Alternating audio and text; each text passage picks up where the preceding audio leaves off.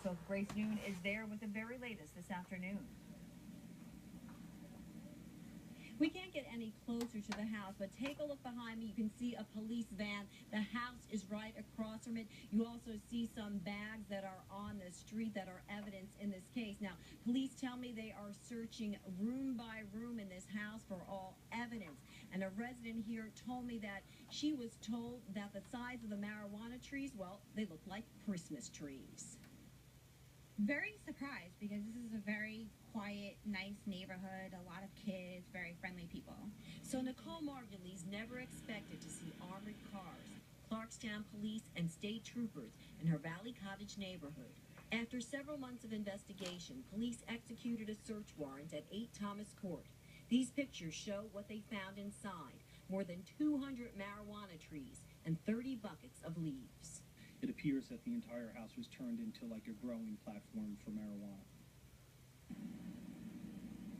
Investigators tell us they had to ventilate the house because of all the plants that were inside. Now, at this point, we don't know if anyone was living there, but it seems highly unlikely. Residents in the neighborhood tell me that they believe an elderly couple either sold the house or is renting it to someone.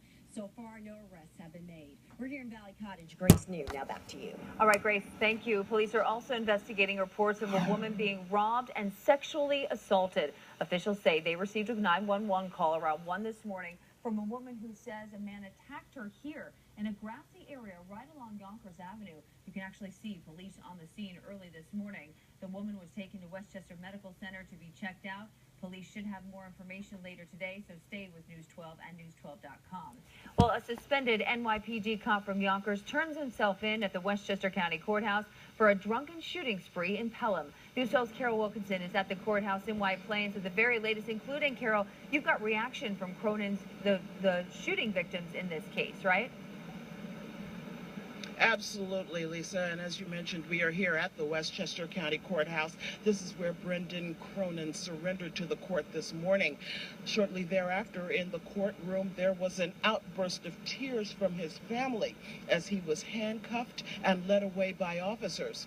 Meanwhile, the two men that he pleaded guilty to shooting at say that for them, this tragedy is far from over. Joseph Felice of New Rochelle was shot 6 times by off-duty officer Brendan Cronin last April and still has a bullet lodged in his chest. Rob and I will have to live with the scars of this event. Not only us, but our families. Collectively, between Rob's family and my family, we've already served 7.5 years.